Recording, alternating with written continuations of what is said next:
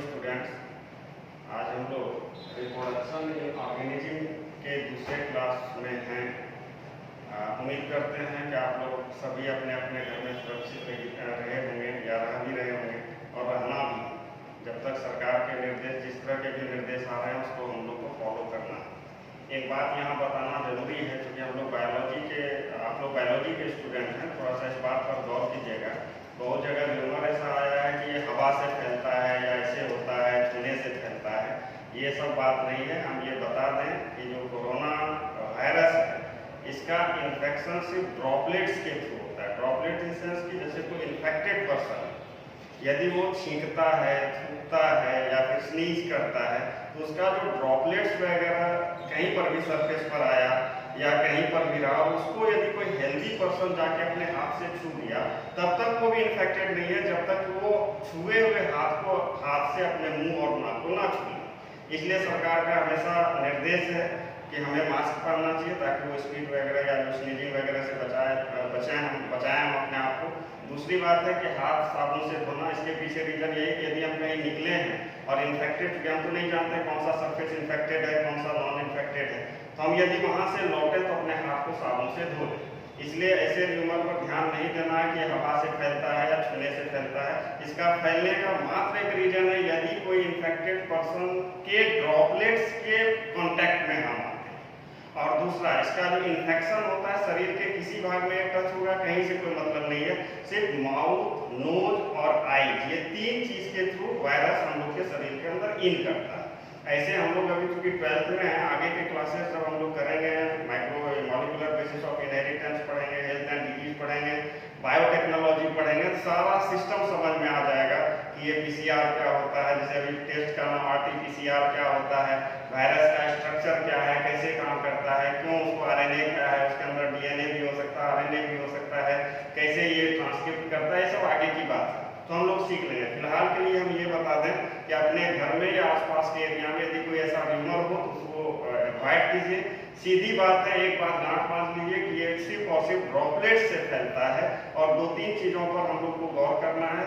बाहर यदि बहुत ज्यादा जरूरी हो तभी निकलें तो वापस आने के बाद अपने हाथ को, जहां तक संभव हो, हाथ को साबुन से साफ कर लें। मास्क का प्रयोग करें। जिस व्यक्ति को आप नहीं जानते हैं, पर्सनली नहीं जानते हैं, उससे आप फिजिकल डिस्टेंस बना के रहिए। कहीं भी भीड़ भाड़ वाले जगह में जाने से बचिए, और यही इसका सबसे अच्छा तरीका है। क्योंकि कोरोना वायरस का जो कोविड-19 डिजीज है, इसका अभी कोई भी ना तो वैक्सीन आया है, ना ही कोई एक एक्यूरेट इलाज है। इसलिए बचने में ही भलाई है। तो घर में रहिए, सुरक्षित रहिए। आज हम लोग रिप्रोडक्शन इन ऑर्गेनिज्म का तो जो उस दिन पढ़ाए थे हम लोग, sexual reproduction in animal, sexual reproduction in animal के बारे में पढ़े होंगे। उसके बाद आज हम लोग पढ़ेंगे asexual reproduction in fungi. Fungi asexual reproduction कैसे करता है? फंगाई का नाम सुने होंगे। ये एक हम लोग जब 5 किंगडम पढ़े होंगे, मोनेरा, प्रोटिस्टा, फंगाई, प्लांटिएलिया पढ़े थे। तो यहाँ पर हम लोग देखें, जो फंगी होता है, ये फंगी दोनों तरीके का मतलब हुआ एसेक्सुअल भी और सेक्सुअल भी। एसेक्सुअल भी और सेक्सुअल दोनों तरीके से रिप्रोडक्शन करता है। कुछ क्लासेस के फंगी ऐसे होते हैं जो एसेक्सुअली मोड से रिप्रोडक्शन करते हैं, कुछ फंगी ऐसे होते हैं जो सेक्सुअल मोड से रिप्रोडक्शन करते हैं। अब ये करते कैसे अपने जैसे इंडिविजुअल को बनाते हैं? तो सबसे पहला कि इसका जो एक फंगी के रिप्रोडक्शन के समय इसका जो हाइफी होता है, तो पढ़े होंगे 11th में, कि हाइफी जो होता है वो उसके अंदर कुछ स्पेशलाइज्ड स्ट्रक्चर क्रिएट हो जाता है, जिसको हम स्पोर कहते हैं। स्पोर, स्पेशलाइज्ड स्ट्रक्चर क्रिएट हो जाता है, जिसको स्पोर कहते हैं। अब चूंकि स्पोर बन रहा है, कोई सेल से बन रहा है, तो इससे दूसरे डिवीजन होगा। तो डिवीजन की दो पॉसिबिलिटी है, या तो माइटोसिस हो या फिर मियोसिस हो। यदि कोई फंगी अपना स्पोर माइटोसिस डिवीजन के थ्रू बनाता है, माइटोसिस डिवीजन के थ्रू बनाएगा, तो उसको हम लोग कहेंगे माइटोस्पोर। और यही माइटोस्पोर बेसिकली जो माइटोस्पोर से जो नया ऑर्गेनिज्म का डेवलपमेंट होगा, हम हम कहेंगे वो एसेक्सुअली मोड से हुआ है। जैसे कुछ स्पोर का हम नाम बोलते हैं, जैसे जू स्पोर हुआ, ओनिडियो स्पोर हुआ, स्क्रॉन्जियो स्पोर हुआ, क्लेमाइडो स्पोर हुआ, ये जितने भी स्पोर का नाम बोले ये सारे एसेक्सुअली प्रोड्यूस होते हैं, मींस माइटोसिस डिवीजन के थ्रू होते हैं। लेकिन बहुत सारे फंगस स्पीशीज ऐसे भी हैं जो सेक्सुअली रिप्रोड्यूस करते हैं। अब सेक्सुअली रिप्रोड्यूस का मतलब क्या होगा? मियोसिस डिवीजन होगा। तो मियोसिस डिवीजन हालांकि उसका प्रोसेस कुछ अलग है, वो फंगस में तीन प्रोसेसेस होते हैं, पहले प्लाज्मोगेमी होता है, फिर कैरियोगेमी होगा, फिर मियोसिस होता है। और मियोसिस के बाद जो स्पोर बनता है उसको हम लोग कहेंगे मियोस्पोर। तो ये मियोस्पोर के थ्रू यदि नए फंगस का डेवलपमेंट होता है हम कहेंगे सेक्सुअली वो रिप्रोड्यूस किया। अब मियोस्पोर में जैसे एस्कोस्पोर होता है, जाइगोस्पोर होता है, बेसिडियोस्पोर होता है, ओस्पोर होता है, ये सब जो स्पोर है ये स्पोर सेक्सुअली रिप्रोड्यूस या सेक्सुअल मोड से ऐसे स्पोर का फॉर्मेशन होता है।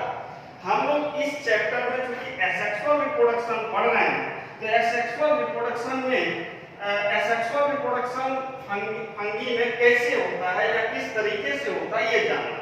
तो हम लोग के सिलेबस में दो स्पोर के बारे में जानना है, तो एक जूस्पोर और एक ओनिडियोस्पोर। सबसे पहले जूस्पोर जानते हैं। ये बेसिकली कुछ एल्गी और फंगस के स्पीशीज में इस तरह के स्पोर का फॉर्मेशन होता है। अब स्पोर कैसा होता है, क्यों कैसे बनता है? तो स्पोर की यदि हम बात करें तो बेसिकली स्पोर माइक्रोस्कोपिक होता है। माइक्रोस्कोपिक पहला फीचर है, स्पोर प्रायः माइक्रोस्कोपिक इन स्ट्रक्चर होता है।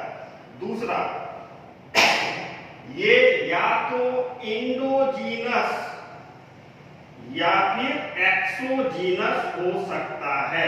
इंडोजीनस का मतलब इनसाइड बॉडी के अंदर, इनसाइड बॉडी यदि स्पोर का फॉर्मेशन होता है उसको इंडोजीनस बोलेंगे। आउटसाइड बॉडी का फॉर्मेशन स्पोर का फॉर्मेशन होता है, स्पोर का फॉर्मेशन यदि आउटसाइड बॉडी हो तो एक्सोजीनस बोलेंगे। फंगस के पास दोनों पॉसिबिलिटी है।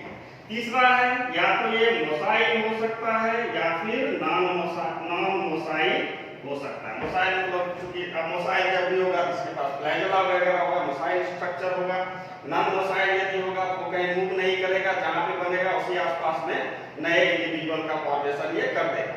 दूसरी बात है asexual spore basically adverse conditions में फॉर्म करते हैं, यानी जब एडवर्स कंडीशन हो जाता है फंगस का तो वो एडवर्स कंडीशन में फॉर्म करता है। इसीलिए जो एसेक्सुअल स्पोर होता है बेसिकली रेजिस्टेंट होता है, मतलब वो एक्सटर्नल एनवायरनमेंट से अपने आप को रेजिस्ट करता है और जब फेवरेबल कंडीशन आता है उस स्पोर से नए इंडिविजुअल का डेवलपमेंट हो जाता है। जू स्पोर के थ्रू कैसे फंगस का डेवलपमेंट होता है ये या फंगस या एल्गी का डेवलपमेंट होता है हम लोग देखें। तो हम लोग दो स्पीशीज का यहाँ पे हमने नाम रखा है, एक हो गया एल्गी क्लेमाइडोमोनास और ये फाइटोप्थोरा हमने लिखा है ये फंगी। ये दो स्पीशीज है, यूनिसेलुलर स्पीशीज होता है ये क्लेमाइडोमोनास क्योंकि जूस्पोर का फॉर्मेशन एल्गी कुछ स्पीशीज एल्गी के कुछ स्पीशीज में भी होता है और कुछ फंगस के स्पीशीज में भी होता है। तो हम लोग क्लेमाइडोमोनास दो एग्जांपल दिए जूस्पोर में, क्लेमाइडोमोनास और फाइटोप्थोरा। फाइटोप्थोरा एक फंगी है, फाइटोप्थोरा पल्मियोरा इसका पूरा नाम होता है। तो हम यहाँ पे क्लेमाइडोमोनास का फिगर बनाए। अब क्लेमाइडोमोनास का कैसे क्लेमाइडोमोनास के अंदर स्पोर का फॉर्मेशन कैसे होगा? तो सबसे पहले जब ये स्पोर फॉर्मेशन करने का इसके पास समय आता है, इसका जो प्रोटोप्लाज्म अंदर में ये प्रोटोप्लाज्म होगा, इसका प्रोटोप्लाज्म लगभग 6 से 8, ये मान लें यदि प्रोटोप्लाज्म है, इसके अंदर प्रोटोप्लाज्म है, ये 6 से 8 पार्ट में डिवाइड हो जाता है, मतलब डिवाइड कर लेता है 6 से 8 भाग में ये डिवाइड हो 4 से 8 हो सकता है, 4 से 8 पार्ट में ये डिवाइड हो जाता है। इसका जो प्रोटोप्लास्ट है, इसका जो प्रोटोप्लाज्म है, ये 4 से 8 भाग में डिवाइड कर जाता है। जब ये डिवाइड कर जाता है, ये जितने भी ये जो डिवाइडेड प्रोटोप्लाज्म है, ये जो डिवाइडेड प्रोटोप्लाज्म है, ये जैसे मान लें प्रोटोप्लाज्म है, कोई भी क्लेमाइडोमोनास का प्रोटोप्लाज्म है, ये 4 से 8 पार्ट्स में डिवाइड हो जाता है, डिवाइड कर गया। अब ये डिवाइडेड पार्ट है, इस डिवाइडेड पार्ट के पास ये जितने भी डिवाइडेड पार्ट हैं, यानी ईच पार्ट या ईच डिवाइडेड पार्ट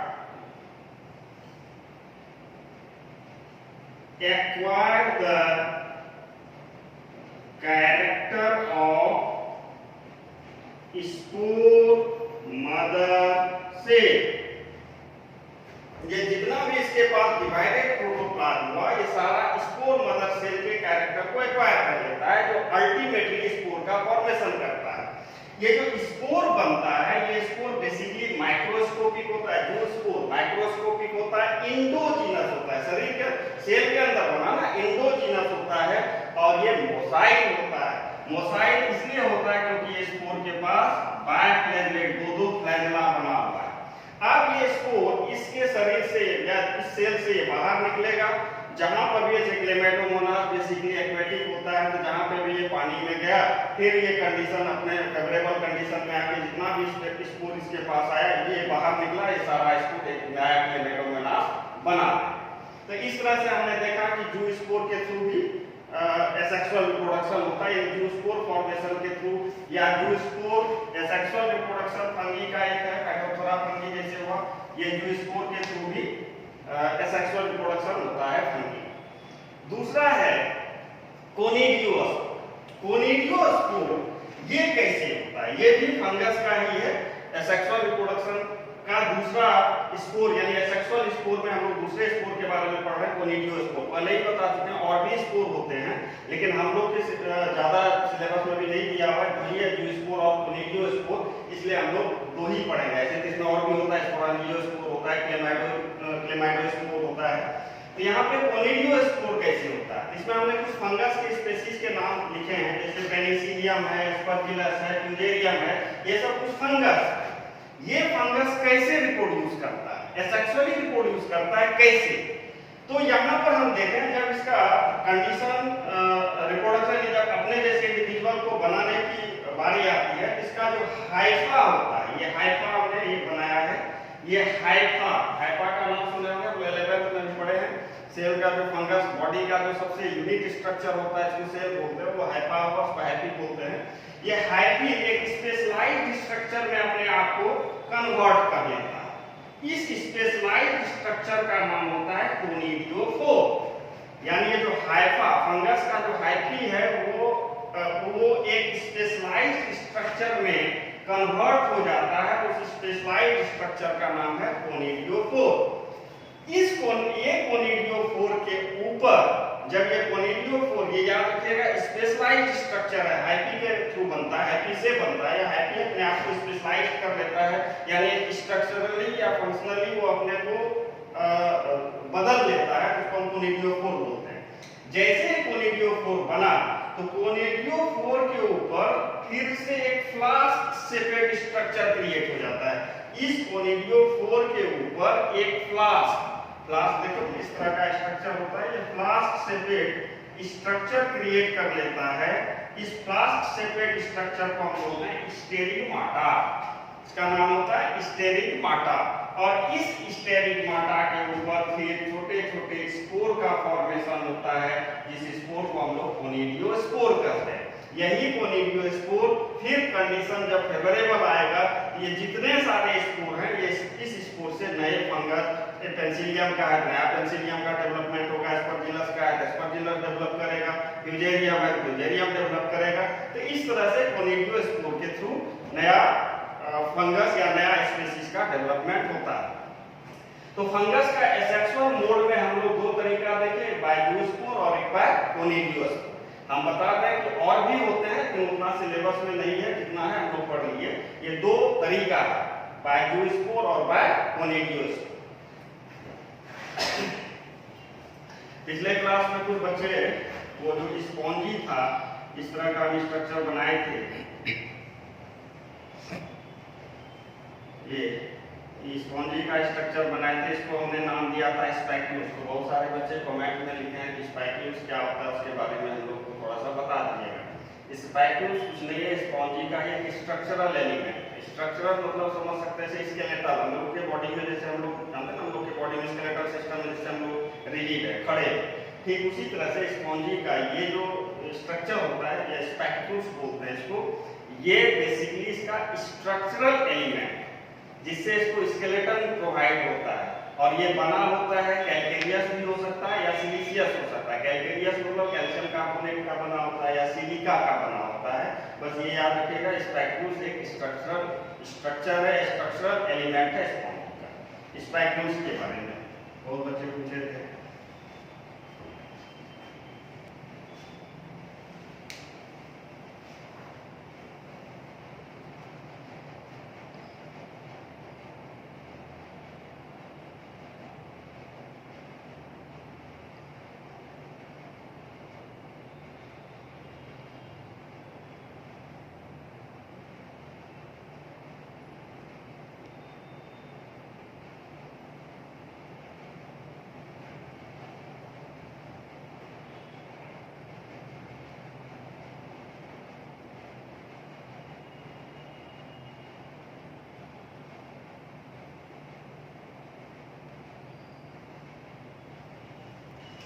चलिए अब हम लोग पढ़ेंगे सेक्सुअल रिप्रोडक्शन इन प्लांट्स। यहाँ पर एक बात गौर करें कि हम लोग जान लें कि जो मोस्ट ऑफ द प्लांट्स है वो सेक्सुअली रिप्रोड्यूस करता है। बेसिकली जो फ्लावरिंग प्लांट्स होता है, ज्यादातर फ्लावरिंग प्लांट सेक्सुअली रिप्रोड्यूस करता है, क्योंकि उसके अंदर हम लोग आगे पढ़ेंगे, अगला चैप्टर हम लोग का है सेक्सुअल रिप्रोडक्शन इन प्लांट। वहाँ पर हम लोग पढ़ेंगे वहाँ मेल गेमेट बनता है, फीमेल गेमेट बनता है, दोनों फर्टिलाइज होता है, जायगोट बनता है, सीड बनता है, गिलो बनता है। तो बहुत सारे प्लांट, ज्यादातर प्लांट सेक्सुअल रिप्रोडक्शन के थ्रू सीड का फॉर्मेशन करता है और सीड से फिर नया प्लांट बनता है। लेकिन कुछ प्लांट्स ऐसे भी होते हैं जो एसेक्सुअली करता है। एसेक्सुअली का मतलब हम लोग पहले ही जान चुके हैं कि सिंगल पेरेंट होगा, फर्टिलाइजेशन नहीं होगा, गेमेट फॉर्मेशन नहीं करेगा। तो जब ये सब बातें नहीं होंगी तो फिर एक प्लांट से नया पौधा कैसे बनेगा? तो एसेक्सुअल रिप्रोडक्शन इन प्लांट को हम एक अनदर टर्म में उसको वेजिटेटिव प्रोपगेशन बोलते हैं। क्यों वेजिटेटिव प्रोपगेशन बोलेंगे? क्योंकि इस तरह इस सिस्टम या इस तरह के टेक्निक में, इस प्रोसेस में नया प्लांट का जो फॉर्मेशन होता है या प्रोपगेशन होता है उसमें वेजिटेटिव पार्ट पार्टिसिपेट करता है। अब वेजिटेटिव पार्ट प्लांट का क्या होता है सब कोई जानता होगा, रूट है, स्टेम है, लीव्स है, ये सारे पार्ट वेजिटेटिव पार्ट। यानी यदि वेजिटेटिव पार्ट ऑफ प्लांट से नए पौधे का डेवलपमेंट हो जाए, उसमें कहीं पे भी गेमेट का फॉर्मेशन नहीं हुआ, फर्टिलाइजेशन नहीं हुआ, नया पौधा का फॉर्मेशन हुआ, तो कैसे? तो इस प्रोसेस को ही हम लोग वेजिटेटिव प्रोपगेशन बोलते हैं। यानी एसेक्सुअल रिप्रोडक्शन इन प्लांट को हम लोग वेजिटेटिव प्रोपगेशन बोल सकते हैं, क्योंकि इसमें न्यू प्लांट का जो प्रोपगेशन होता है उसमें वेजिटेटिव पार्ट पार्टिसिपेट करता है उसके प्रोपगेशन में। यदि वेजिटेटिव प्रोपगेशन की हम बात करें तो ये दो प्रकार के होते हैं। एक को कहेंगे नेचुरल वेजिटेटिव प्रोपगेशन और एक होता है आर्टिफिशियल वेजिटेटिव प्रोपगेशन। अब नेचुरल वेजिटेटिव प्रोपगेशन क्या हुआ? नेचुरल का मतलब ही हुआ नेचुरली, यानी उसमें आदमी या हम लोग जो है ह्यूमन एक्टिविटी का कहीं कोई जरूरत नहीं है, प्लांट अपने आप नए इंडिविजुअल या नए प्लांट का फॉर्मेशन कर लेता है। तो ऐसे प्रोसेस को हम लोग नेचुरल वेजिटेटिव प्रोपगेशन बोलते हैं। लेकिन आर्टिफिशियल वेजिटेटिव प्रोपगेशन एक मैन मेड टेक्निक है, ये आदमी के द्वारा किया जाता है, इंसानों के द्वारा होता है। ऐसा इसलिए किया जाता है क्योंकि जो प्लांट है जिसको हम नया प्लांट जो बनाने जा रहे हैं उसमें कुछ डिजायर्ड कैरेक्टर को यदि हम एडिशनल वे में उसको कुछ डिजायर्ड कैरेक्टर चाहते हैं तो एक नया टेक्निक के थ्रू हम उसको उसका प्रोपगेशन करते हैं। तो ऐसे प्रोपगेशन को लोग आर्टिफिशियल वेजिटेटिव प्रोपगेशन बोलेंगे। आर्टिफिशियल वेजिटेटिव प्रोपगेशन का मतलब हुआ मैन मेड टेक्निक। पार्ट वही रहेगा, वेजिटेटिव पार्ट से ही नया प्लांट का डेवलपमेंट होगा, लेकिन उसमें मैन की एक्टिविटी हो। तो सबसे पहले हम लोग नेचुरल वेजिटेटिव प्रोपगेशन के कुछ टाइप देख लेते हैं, कैसे करता है नेचुरल वेजिटेटिव प्रोपगेशन के कुछ एग्जांपल्स देख लेते हैं। क्योंकि वेजिटेटिव पार्ट बेसिकली तीन ही है, रूट है, स्टेम है, लीफ। बहुत सारे पौधे ऐसे होते हैं जो डायरेक्टली रूट से नया पौधा बन जाता है। जैसे बाय रूट में हमने दो एग्जांपल लिखा है, डहलिया और स्वीट पोटैटो। बहुत सारे घरों में डहलिया का फूल लगाया जाता है। तो हम लोग क्या करते हैं, डहलिया का फूल ठंडे दिन में होता है, दिसंबर जनवरी सबका महीना होता है, उसके लिए फूल जब खिल जाता है, जब पौधे खत्म होने लगते हैं, तो उसके जो गमले के अंदर एक कंद जमता है, छोटा सा रूट का जो रूट है उसके अंदर रहता है, उस रूट को हम लोग निकाल लेते हैं। अगले सीजन में हम उसी रूट को छोटे छोटे टुकड़े करके हम जगह जगह जमीन में डाल देते हैं, नया पौधा आ जाता है। यानी नए पौधे का डेवलपमेंट कैसे हुआ? रूट से। तो ये वेजिटेटिव प्रोपेगेशन है, क्योंकि रूट इसमें पार्ट, रूट से नए पौधे का डेवलपमेंट होता है। बहुत सारे पौधे ऐसे होते हैं जो स्टेम से ही नए पौधे बना लेते हैं। तो स्टेम में भी दो तरीके का स्टेम हमने लिखा है यहाँ पे, एक अंडरग्राउंड स्टेम और एक एरियल स्टेम।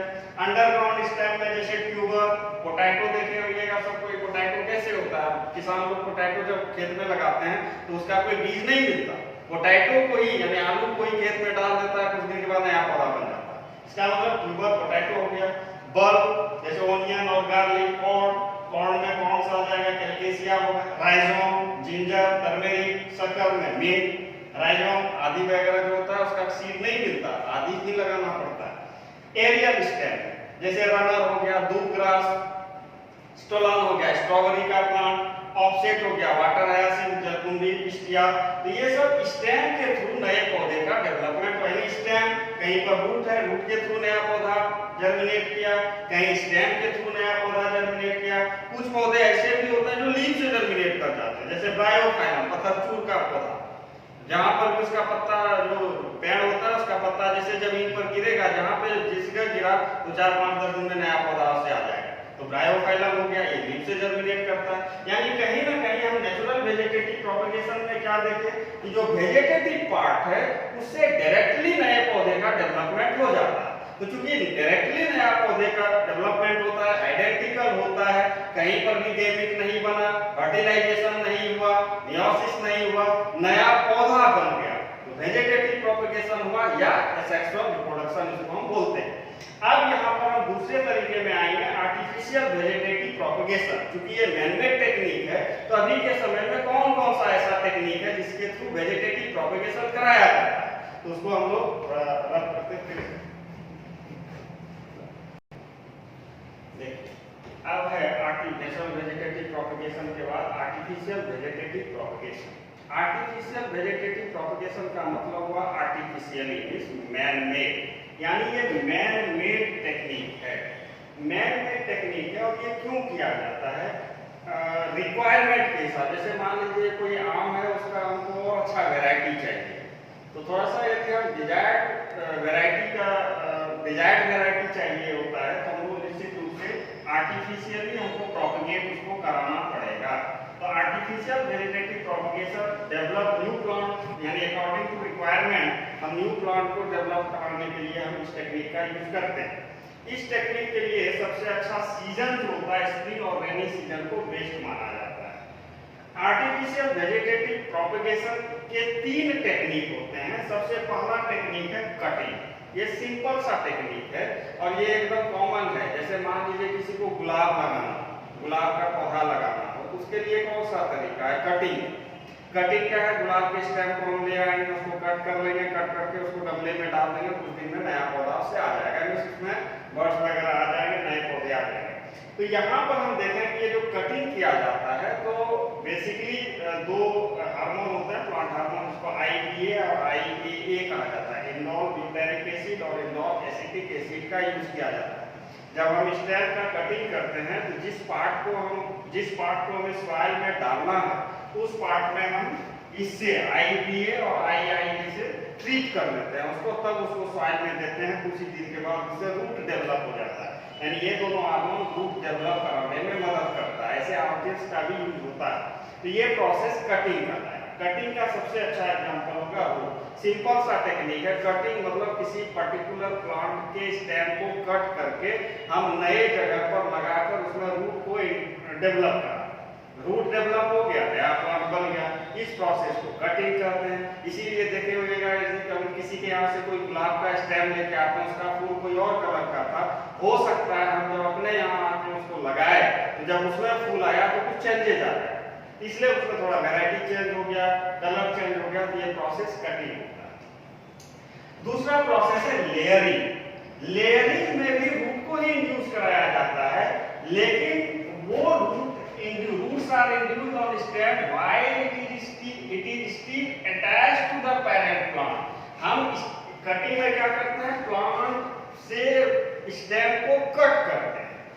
लेयरिंग टेक्निक में क्या होता है, प्लांट से स्टेम को हम कट नहीं करते हैं, डायरेक्टली स्टेम में यानी अटैच स्टेम जब अटैच है, अटैच स्टेम में ही हम नए रूट को इंड्यूस करवा लेते हैं। तो ऐसे प्रोसेस को हम लेयरिंग करते हैं। लेयरिंग बेसिकली दो टाइप से हो सकते हैं या दो तरीके से किया जाता है, एक को कहते हैं माउंट लेयरिंग और एक को कहते हैं एयर लेयरिंग। अब ये माउंट लेयरिंग क्या होगा, इसका एग्जांपल है जैस्मीन है, स्ट्रॉबेरी है, ग्रेपवाइन है। कैसे करते हैं, जैसे मान लें हम कोई पौधा बनाते हैं, स्ट्रॉबेरी का ही पौधा है, सपोज करें ये प्लांट है स्ट्रॉबेरी का, ये पौधा है। जब इसका माउंट लेयरिंग करना होगा तो हम क्या करेंगे, जैसे ये सरफेस हो गया, सॉइल हो गया, ये अब क्या करेंगे, ये माउंट लेयरिंग हम किसको करते हैं। अब इसी का कोई स्टेम यहाँ पे पहले थोड़ा सा मिट्टी इसका निकाल के इसके स्टेम को हम यहाँ से झुका के इसको ऐसे करके थोड़ा इस पर मिट्टी वगैरह डालें ऐसे। अब ये कुछ दिन के बाद यहाँ पर अपने आप रूट जर्मिनेट कर जाएगा, रूट इसमें डेवलप कर जाएगा। जैसे ही रूट डेवलप करेगा, इसको यहाँ से कट कर देंगे, जैसे कट करेंगे ये वाला मेरा नया पौधा बन के तैयार है, इसको कहीं दूसरे जगह लगा लेंगे। तो ऐसे लेयरिंग को हम देखें, यहाँ पर हम देख रहे हैं कि कहीं पर भी हम स्टेम को कट नहीं किए, प्लांट के साथ वो अटैच है, अटैच स्टेम से ही हमने रूट को डेवलप करा लिया। तो ऐसे प्रोसेस को हम लोग माउंट लेयरिंग कहते हैं। बेसिकली जैस्मीन, स्ट्रॉबेरी और ग्रेपवाइन के साथ इस टेक्निक का यूज किया जाता है। दूसरा है एयर लेयरिंग। एयर लेयरिंग में क्या होगा, इसका एग्जांपल है लेमन के पौधे में, ऑरेंज में, चाइना रोज में हम लोग एयर लेयरिंग करते हैं। अब एयर लेयरिंग क्या होता है कि जैसे कोई पौधा है, सपोज ये पौधा, अब यहाँ पर हम क्या करते हैं, कोई भी स्टेम को अपने अकॉर्डिंग जो भी स्टेम है उसको थोड़ा सा उस जगह ब्लेड या छुरी, नाइफ और चाकू वगैरह से उसको थोड़ा सा छील के उस जगह पर मिट्टी डाल के उसको जूट का बोरा वगैरह जूट से हम उसको पूरा बांध देते हैं। मिट्टी डाल के उसके ऊपर जूट हम पूरा डाल देते हैं, जूट का बोरा जो होता है जूट का, वो उसको डाल के पूरा उसको रस्सी वगैरह से बांध। लेकिन ध्यान देना होता है कि जहाँ पे हमने जिस स्टेम के ऊपर मिट्टी को बांधा है वो हमेशा गीला, मॉइस्ट रहना चाहिए। इसके लिए दो तरीका होता है कि हम बार बार उसमें हर दिन पानी देते रहें। पुराने समय में या अभी भी एक अच्छा सा टेक्निक है, उसके ठीक ऊपर का कोई स्टेम लोग करता क्या है, जैसे कोई स्टेम पर ये ऊपर के स्टेम में एक हमने एक घड़ा मिट्टी का या कोई घड़ा इसके ऊपर लटका दिए और इसमें एक छेद करके कोई रस्सी वगैरह पतला सा डाल दिए और इसमें हमने पानी डाल दिया। जैसे पानी डालेंगे इससे बूंद बूंद ड्रॉप वाइज इस पर पानी हमेशा आते रहेगा, जिससे हमेशा गीला रहेगा। हाँ, जैसे शिवलिंग वगैरह पे देखे हुए अगर बूंद बूंद गिरते रहता है, बस ठीक इसी टाइप से घड़ा को हमने उसके ऊपर वाले स्टेम में बांध के इसके मिट्टी के ऊपर वाले हिस्से में उसको बूंद जो छेद करके उसमें कोई धागा वगैरह डाल के, ताकि ड्रॉप इस वाटर का ड्रॉप इस पे हमेशा आता है। इससे क्या होगा, ये हमेशा गीला रहेगा। कुछ दिन के बाद जब हम देखेंगे ये जो जूट से जो हम उस मिट्टी को बांधे, इसके ऊपर से रूट बाहर आना शुरू हो जाएगा, यानी रूट इसमें डेवलप हो जाएगा। जब देखेंगे तो रूट इसमें डेवलप हो गया तो यहाँ से हम इसको कट कर लेंगे और कट करके फिर दूसरे जगह लगा लेंगे, नया पौधा लग गया। इसका एक फायदा ये है, जिस पौधे में हमने ये एयर लेयरिंग किया है उसका जो क्वालिटी है, उसके फ्रूट्स का जो क्वालिटी है या जो पौधे का जो क्वालिटी है, इस पौधे में भी आइडेंटिकल, मतलब वो पौधा जो नया पौधा हमने बनाया उसका भी क्वालिटी एग्जैक्टली इसके सिमिलर है, थोड़ा सा भी चेंजिंग इसके कैरेक्टर में नहीं होगा। तो इन सब पौधों में, ऑरेंजेस में, लेमन्स में, चाइना रोज में, इन सब पौधों को हम लोग एयर लेयरिंग के थ्रू नए पौधे का फॉर्मेशन करता है। क्योंकि ये मैनमेड टेक्निक है, इसलिए इसको आर्टिफिशियल वेजिटेटिव प्रोपगेशन बोलते हैं। माउंट लेयरिंग हुआ, डायरेक्टली उसको जमीन में डाल के हमने रूट को डेवलप करा लिया। याद रखेंगे, कटिंग का मतलब स्टेम को कट कर देना, लेयरिंग का मतलब हुआ स्टेम कट नहीं होता है, अटैच रहता है और अटैच स्टेम में ही हम रूट को ग्रो करा लेते हैं। तो ऐसे प्रोसेस को हम लोग लेयरिंग कहते हैं। तीसरा जो प्रोसेस होता है इसको हम लोग आर्टिफिशियल वेजिटेटिव प्रोपगेशन का तीसरा टाइप होता है, इसको हम लोग ग्राफ्टिंग बोलते हैं। ये भी बहुत अच्छा टेक्निक है, हालांकि इसमें ये टेक्निक वैसे ही लोग कर पाएंगे जिसको हम एक्सपर्ट बोल सकते हैं। कोई हम यानी जिसको इसमें कुछ एक्सपीरियंसेस है वही लोग इस टेक्निक का इस्तेमाल करते हैं, ग्राफ्टिंग टेक्निक का। इसमें होता क्या है, यानी किसी सेम स्पेसीज के दो प्लांट है, जैसे आम का दो पौधा है, मान लें एक दो पौधा है, यहाँ पर एक यहाँ दो पौधा है, दोनों आम का ही पौधा है। दोनों पौधे, एक पौधे का रूट सिस्टम और एक पौधे का शूट सिस्टम, इस दोनों को हम किसी तरह कनेक्ट करें तो ऐसे प्रोसेस को हम लोग ग्राफ्टिंग करते हैं। ग्राफ्टिंग क्यों किया जाता है इसको पहले समझें। जैसे अभी आम का सीजन आ रहा है, किसी के घर में मान लें अभी इस एरिया का सबसे अच्छा जो वैरायटी है मालदा वैरायटी बोलते हैं, मान लें मेरे घर में मालदा आम आया, बहुत अच्छा वैरायटी था, बहुत अच्छा लगा खाने में, हमको मन हुआ कि ये आम तो बहुत अच्छा था, तो हम इसके सीड को, जो आम का उसका जो सीड हुआ, हम इस सीड को अपने जमीन पे लगा देते हैं ताकि मेरे यहाँ पे इस तरह का आम हो। हम मान लो लगा दिए उस सीड को, सीड लगा दिए, हमको याद है कि मैं कितना अच्छा आम हमने खाया था, वो सीड लगा दिया। 2, 4, 5, 10 साल में जब उस पर नया आम आया, जब आम आने का समय आएगा, तो जब आम आएगा तो जब हम वो आम खाएंगे तो हमको वो वाला वैरायटी हमको नहीं मिलेगा, वो सीड प्लांट हो गया, जिसको हम लोग बोलते हैं साधारण भाषा में इधर बोलते हैं बीजू आम, यानी बीज से जो पौधा बना उसको बीजू बोलते हैं। बीजू का मतलब ये हुआ कि जिस फ्रूट्स का वो बीज है उससे यदि नया पौधा डेवलप हुआ तो कोई जरूरी नहीं कि सारा क्वालिटी या सारा कैरेक्टर उसी पौधे का या उस फ्रूट्स का ही इसमें आ जाए, तो ये संभव नहीं होता। इसीलिए उस तरीके को या उस वैरायटी को पाने के लिए हमें एक नया टेक्निक इस्तेमाल करना पड़ेगा जिसका नाम है ग्राफ्टिंग। अब ग्राफ्टिंग करते कैसे, याद रखेंगे इसमें एक स्पेसीज जब भी होगा ये सिमिलर स्पेसीज के बीच ही होगा, ऐसा नहीं कटहल का रूट ले लिए और वो आम का सूट ले लिए, ऐसा नहीं होगा। जब भी होगा एक स्पेसीज के बीच होगा। बेसिकली आम के साथ ज्यादा ग्राफ्टिंग टेक्निक किया जाता है। अब इसमें करते कैसे, जैसे मान लेते हैं आम का सीजन अभी है, सब लोग आम वगैरह यूज करते हैं, उसका जो सीड होता है वो बाहर फेंक देते हैं। जो ग्राफ्टिंग करने वाले लोग रहते हैं वो सीड को कलेक्ट करते हैं, सीड को कलेक्ट करके उसको गमले में डाल देते हैं।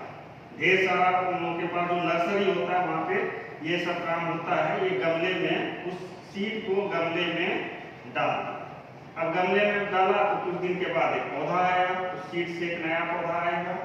अब ये जो पौधा है ये सीड वाला पौधा है, यानी इसका जो क्वालिटी होगा, आम का जो क्वालिटी होगा, इस फ्रूट्स का क्वालिटी उतना अच्छा नहीं होगा, भले ये बहुत अच्छा वैरायटी का ही सीड क्यों ना हो। इसका पौधा तो आएगा आम का, लेकिन जब उसमें सीड या फ्रूट्स आएगा, फ्रूट्स का जब समय आएगा तो इस फ्रूट्स का क्वालिटी अच्छा नहीं होगा। अब इसको हमको एक अच्छे क्वालिटी वाले प्लांट्स में इसको कन्वर्ट करना है, कैसे करेंगे? तो जो नर्सरी होता है वहां पर पहले से अच्छे वैरायटी वाले पौधे लगे हुए होते हैं। जैसे मान लेते हैं नर्सरी है, वहां पर कोई मालदा का बहुत अच्छा वैरायटी है, बड़ा सा उसके पास पौधा है, ये बड़ा बड़ा प्लांट होता है, इधर सबौर साइड पूरा होता है, ये सब मान लेते हैं ये पूरा प्लांट है, ये कोई मालदा का एक अच्छा वैरायटी है। अब इसको कैसे ग्राफ्ट किया जाएगा? अब जो टेक्नीशियन होते हैं या जो एक्सपर्ट होते हैं वो क्या करेंगे, इसका कोई पतला सा टहनी जो कि इसके लमसम जो डायमीटर है इसका, उसी डायमीटर के लमसम में या उसके एग्जैक्ट में जो भी सिमिलर डायमीटर का कोई होगा, तो इस गमले को यहाँ पर ये लाएगा। ये ग्राफ्टिंग टेक्निक कैसे होता है ये बता। अब इस पौधे को लाया यहाँ पर, इस गमले को, चूंकि इस गमले में कैसा पौधा है, बीज वाला पौधा है जिसका क्वालिटी उतना अच्छा नहीं है। अब ये क्या किया, ये मान लेते हैं ये बीज वाला पौधा है, ये और ये जो पौधा है, ये जो बड़ा वाला पौधा है, ये अच्छा क्वालिटी वाला कोई पौधा है, इसे कोई अच्छा वैरायटी, मालदा बोले, मालदा है, बम्बई, ये कोई अच्छे वैरायटी का पौधा है। अब इस अच्छे वैरायटी वाले पौधे का कोई एक स्टेम जो कि जिसका डायमीटर लगभग इसके डायमीटर के बराबर हो, इसके स्टेम को यहाँ पर लाके इसको ऐसे थोड़ा सा ऐसे बना रहे हैं, ये ऐसे, इस दोनों यानी ये जो सीड वाला प्लांट था, ये सीड वाला प्लांट है और ये मेरा पेरेंट प्लांट है, ये वाला, इसको हम दूसरे कलर से देखते हैं, ये दूसरा पौधा, ये पेरेंट प्लांट है, ये अच्छे वैरायटी वाला पौधा है। अब इस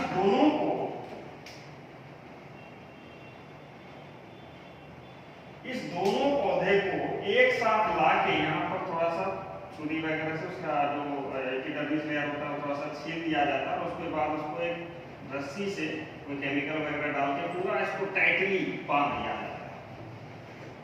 बहुत दिन तक इसको बांधा हुआ रहता है। जैसे ही उसका मेनली क्या होगा ना, दो प्लांट है, दोनों का जो जाइलम एलिमेंट है वो चिपकना होता है। बेसिकली यही इसका टेक्निक है कि जैसे इस पौधे का जो इस स्टेम का जो जाइलम वाला पार्ट है, इस पौधे का जो जाइलम वाला पार्ट है उसको अटैच कर देना।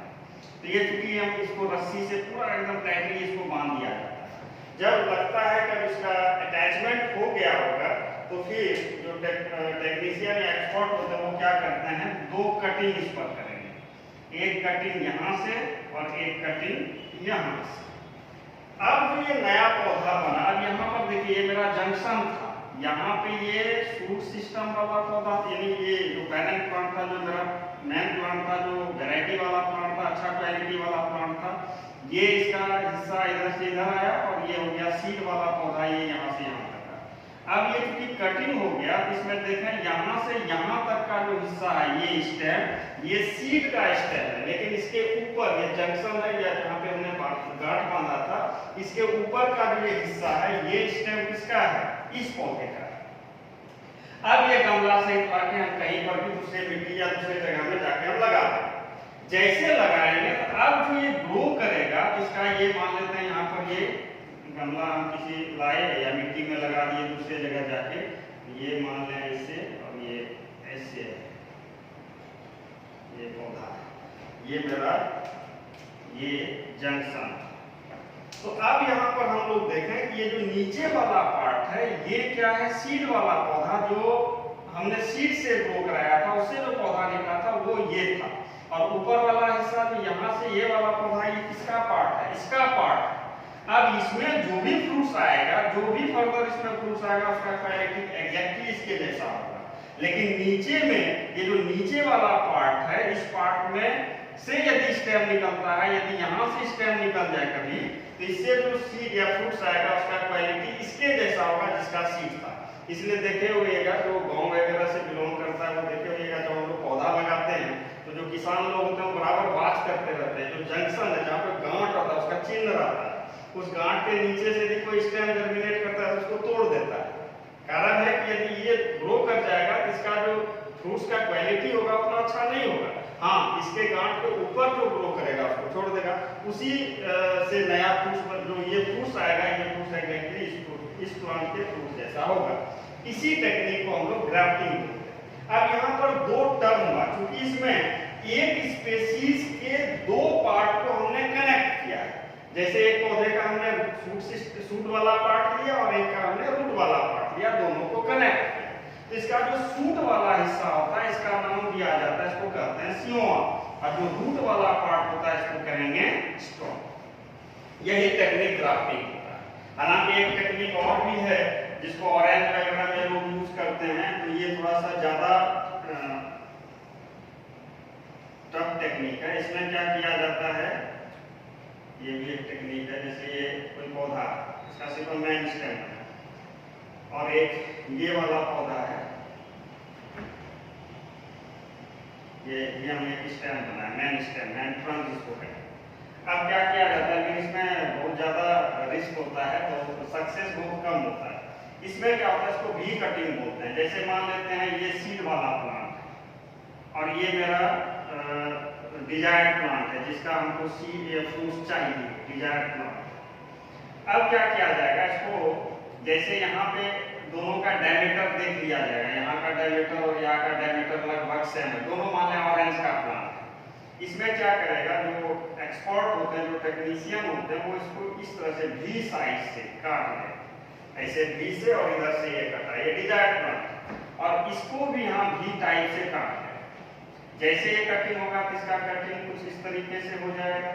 ये अब ये सीड वाला पार्ट था, इसको क्या करेगा, ये जो कटिंग पार्ट है इस पर आके इसको फिट कर देगा, ऐसे ऐसे। यहाँ पर वो रस्सी वस्सी बांध देता है, कोई केमिकल वगैरह भी यूज होता है, तो ये एक नया पौधा बन जाएगा। तो ये भी ग्राफ्टिंग है, क्योंकि इसमें रूट वाला पार्ट या जो रूट वाला पार्ट है इसका है और जो ऊपर वाला पार्ट है इस पौधे का है। इस प्रोसेस को भी हम ग्राफ्टिंग कर सकते हैं। इस टेक्निक का यूज बेसिकली ऑरेंज प्लांट के प्रोपेगेशन में किया जाता है, लेकिन ये वाला जो टेक्निक है ये आम के पौधे के लिए बेसिकली यूज होता है। तो ये हम लोग पढ़े sexual reproduction in plant. Sexual reproduction in plant को वेजिटेटिव प्रोपेगेशन करते हैं। दो टाइप के होते हैं, नेचुरल और आर्टिफिशियल। नेचुरल देखे, आर्टिफिशियल में 3 था, कटिंग, लेयरिंग और ग्राफ्टिंग। यहाँ तक था सेक्सुअल रिप्रोडक्शन।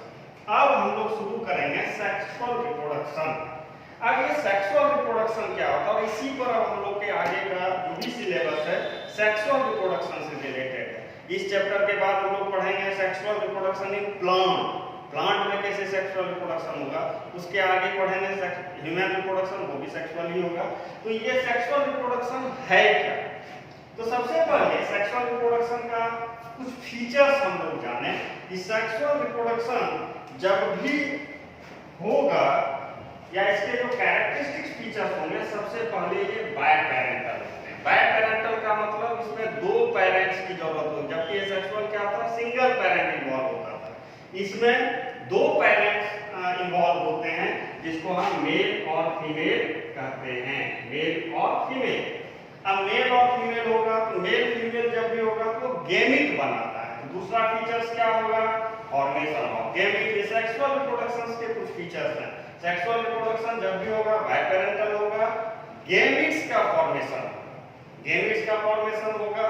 कैसे होता है, मियोसिस वगैरह के थ्रू होगा, आगे हम लोग सीखेंगे। फॉर्मेशन ऑफ गैमीट्स होगा। अब जब फॉर्मेशन ऑफ गैमीट्स हुआ तो निश्चित रूप से फर्टिलाइजेशन होगा।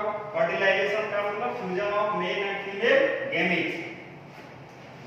अब चूंकि फ्यूजन है, मेल और फीमेल गैमीट फ्यूज करके एक नया इंडिविजुअल बनाया, तो 2 डिफरेंट कैरेक्टर, मान लेते हैं ये मेल है या ये फीमेल है, फीमेल से फीमेल गैमीट बना, मेल से मेल गैमीट बना, दोनों का अपना अलग-अलग कैरेक्टर है, दोनों मिलकर एक हुआ, फ्यूज किया, तो निश्चित रूप से जो न्यू इंडिविजुअल होगा उसमें वेरिएशन आएगा। यही कारण है कि एक पेरेंट्स के 4 बच्चे हैं, चारों एक एग्जैक्टली एक जैसे नहीं हो सकते, क्योंकि वेरिएशन है। सेक्सुअल रिप्रोडक्टिंग ऑर्गेनिज्म में ये सेक्सुअल रिप्रोडक्शन में वेरिएशन होता है। उसके बाद का फीचर्स है no clone formation. Sexual reproduction में कभी भी क्लोन नहीं हो सकता, आइडेंटिकल जिसको बोलते हैं। सेक्सुअल में पॉसिबल है, लेकिन सेक्सुअल में क्लोन का फॉर्मेशन नहीं हो सकता है। और लास्ट फीचर्स है कि जो सेक्सुअल रिप्रोडक्शन होता है ये स्लो एंड कॉम्प्लेक्स प्रोसेस है। स्लो एंड कॉम्प्लेक्स प्रोसेस का मतलब क्या, अभी आप समझ सकते हैं आम का सीजन है, मार्च के महीने में, फरवरी में उसका वो फूल आया, जिसको हम बोलते हैं मंजर बोलते हैं, इसको फूल आया, और उसका आम या बनते बनते बनते जून जुलाई मई आ जाता है, कितना लंबा समय होता है। हाँ, तो यानी ये स्लो होता है और कॉम्प्लेक्स प्रोसेस है। कॉम्प्लेक्स प्रोसेस की 2 डिफरेंट गैमीट का फ्यूजन होता है, फ्यूजन के बाद जायगोट बनता है, जायगोट का फिर फर्दर डेवलपमेंट होकर एम्ब्रियो बनता है, एम्ब्रियो से फिर फीटस बने, सीड बने, जो भी हो, तो ये प्रोसेस क्या है, कॉम्प्लेक्स प्रोसेस। तो सेक्सुअल रिप्रोडक्शन अब हम लोग शुरू करें। तो सेक्सुअल रिप्रोडक्शन में हम लोग को क्या पढ़ना, तो सबसे पहले यहाँ तक हम लोग आज पढ़ लेते हैं, उसके बाद बाकी अगले दिन होगा।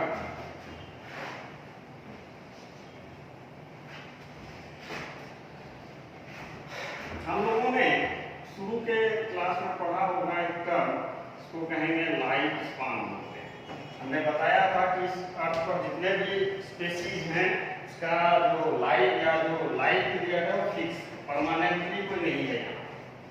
तो लाइफ स्पैन का एक डेफिनेशन था कि कोई भी स्पेसीज का बर्थ से लेकर नेचुरल डेथ तक का जो समय होता है उसको हम लोग क्या कहेंगे, लाइफ स्पैन कहते हैं। यानी बर्थ से नेचुरल डेथ की हम बात कर रहे हैं, एक्सीडेंटल डेथ अलग होता है। जैसे कोई इंसान है 70-80 साल, मान लीजिए उसका लाइफ स्पैन है, उसका कभी बर्थ हुआ होगा और 70-80-90 आते आते या 70-80 तक आते आते उसका डेथ होना ये फिक्स। तो ये लाइफ स्पैन। तो लाइफ स्पैन में यदि हम बात करें तो क्या सब एक जैसा होता है? जैसे कोई एक नए बच्चे का जन्म हुआ तो क्या सब वो जो बच्चा है सब एक जैसा ही रहेगा डेथ तक? क्या उसमें बहुत सारे डेवलपमेंट होंगे, बहुत सारे चेंजेस आए। तो ये चेंजेस कैसे होंगे, इसको हम कैसे समझ सकते हैं? तो बर्थ के बाद का जो फेज होगा उसको हम लोग कह सकते हैं, जैसे कोई नए बच्चे का जन्म धीरे धीरे वो डेवलप कर रहा है तो उसको हम लोग कहेंगे जुवेनाइल फेज। जुवेनाइल मतलब बच्चे वाला फेज, या प्लांट है तो वेजेटेटिव फेज, या इसी को एक और नाम दे सकते हैं pre reproductive phase. Pre reproductive phase एक ये फेज आएगा, उसके बाद होगा रिप्रोडक्टिव फेज। रिप्रोडक्टिव फेज और तीसरा जो फेज होगा यहाँ पर हम लिखते हैं रिप्रोडक्टिव फेज के बाद थोड़ा बुढ़ापा आएगा तो हम एजिंग बोल सकते हैं या सेनेसेंस।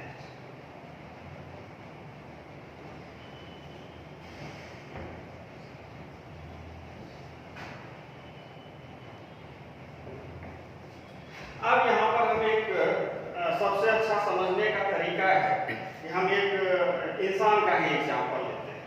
सपोज करें कोई बच्चे का जन्म हुआ तो क्या अपने जैसे प्रोजेनी को प्रोड्यूस करने में वो बच्चा तो कैपेबल है क्या? नहीं होगा।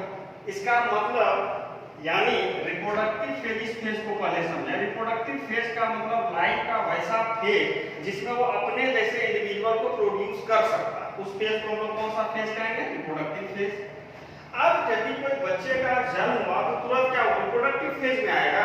नहीं, उसको आने के लिए कुछ ग्रो होना जरूरी, यानी उसके अंदर कुछ ग्रो होगा। यानी बर्थ के बाद का जो फेज होता है उसको हम लोग जुवेनाइल फेज, प्लांट के केस में वेजेटेटिव फेज या प्री रिप्रोडक्टिव फेज कहेंगे। प्री रिप्रोडक्टिव फेज का मतलब एक सीधी सी बात है कि इसमें सिर्फ क्या होगा? ग्रो, यानी जो भी यंग वंस है वो अपने बॉडी को डेवलप करेगा, ग्रो कराएगा। किसलिए? और ग्रो सिर्फ होगा और इसमें नो रिप्रोडक्शन, इसमें रिप्रोडक्शन नहीं हो सकता। जैसे एक बच्चे का हम उदाहरण लें, ह्यूमन बेबी का एग्जांपल लें। यदि कोई एक बच्चे का जन्म हुआ तो अप्रोक्सीमेटली जिस समय जन्म से लेकर के 13-14 साल तक का जो समय है उस समय को हम लोग क्या कह सकते हैं? जुवेनाइल फेज या प्री रिप्रोडक्टिव फेज। एनिमल में, प्लांट में वेजेटेटिव फेज भी बोलते हैं, क्योंकि इस फेज में सिर्फ वो ग्रो करेगा, उसमें रिप्रोडक्शन की पॉसिबिलिटी, उस फेज को लाने के लिए, उस फेज में जाने के लिए उसके अंदर जो भी चेंजेस होगा वो चेंज इस फेज को करेगा। जब पूरा चेंज हो जाएगा तो कौन सा फेज अटेन करेगा? Reproductive phase. ह्यूमन के केस में सपोज करें अप टू 13-14 इयर्स तक हम लोग बोल सकते हैं कौन सा फेज हो गया? Juvenile phase. इस फेज में सिर्फ ग्रो होगा, रिप्रोडक्शन की पॉसिबिलिटीज नहीं है, यानी अपने जैसे यंग वंस को प्रोड्यूस करने की कैपेसिटी इसके पास अभी नहीं है। लेकिन उसके बाद 14 इयर्स के बाद यदि हम 14-15 जो भी समझे, 50 से 45 इयर्स यदि हम बात करें तो इस फेज में कोई भी ह्यूमन बीइंग्स है उसके अंदर ये कैपेसिटी है वो अपने जैसे इंडिविजुअल को प्रोड्यूस कर सकता है। तो ऐसे फेज को हम लोग कौन सा फेज कहेंगे? रिप्रोडक्टिव फेज, है ना। उसके बाद अब मान लें 45 के बाद क्या होगा? 45 के बाद ऐसा तो नहीं है ना 45 हो गया तो तुरंत वो डेथ कर जाएगा, इसका स्पेन तो अभी और है। उसके बाद धीरे धीरे वो क्या करेगा? एजिंग, बुढ़ापा जिसको कहते हैं, सेनेसेंस, या इसी को हम लोग कर सकते हैं पोस्ट रिप्रोडक्टिव फेज, यानी लाइफ का वैसा फेज जो फिर से अपने जैसे प्रोजेनी को प्रोड्यूस करने में वो कैपेबल नहीं रहा, जिसको हम सेनेसेंट कर सकते हैं, एजिंग कर सकते हैं, बुढ़ापा कर सकते हैं, या इस फेज के बाद वाले स्टेज को हम बोल सकते हैं 45 से लेकर जहां तक वो चला गया 45 को, जब तक वो जिंदा है।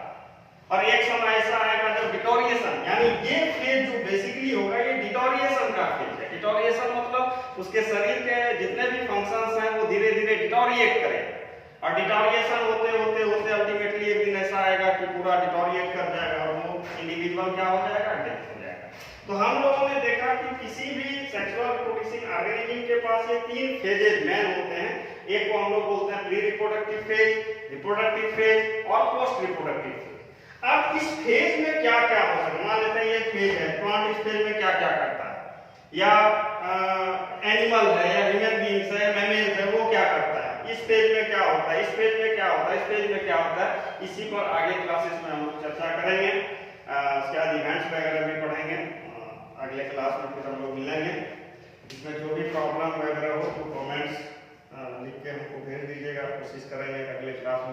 ब्लॉक कर दें।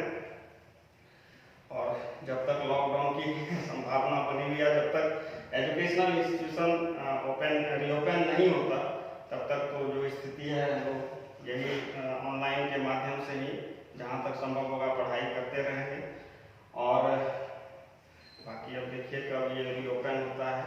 बस घर में रहिए, सुरक्षित रहिए और जो गाइडलाइन है उसको फॉलो कीजिए, क्योंकि इसमें जानकारी यानी इसका कोई इलाज, कोई वैक्सीन, कोई दवाई नहीं है। जितना बच के रहेंगे उतना हम बचे रहेंगे। और ये 2-3 बातें हमेशा याद रखेंगे। हाथ धोना, बाहर यदि निकले तो हाथ धोना। और दूसरी जो अभी हम शुरू में ही बताए थे, र्यूमर से दूर रहिए। बहुत ऐसे कंटेनमेंट जोन है। कल भी एक बच्चा बुढ़ानाथ एरिया कंटेनमेंट जोन बन चुका है। यहाँ पे एक बच्चे फोन किए, वहां से सर हम लोग तो सब पूरा परिवार हो जाएंगे, मेरे एरिया में निकल गया है। उसको हम समझाएं कि नहीं, ऐसी बात नहीं। उसके ड्रॉपलेट्स के कांटेक्ट में यदि हम आएंगे और वो भी ड्रॉपलेट्स यदि मेरे हाथ या किसी भी तरीके से कांटेक्ट होने के बाद मेरे नाक, मुंह या आंख तक पहुंचता है, तभी इन्फेक्शन की संभावना है। बाकी कोई संभावना नहीं। फिर भी बचना चाहिए, सभी को बचना चाहिए। घर में रहिए, सुरक्षित रहिए।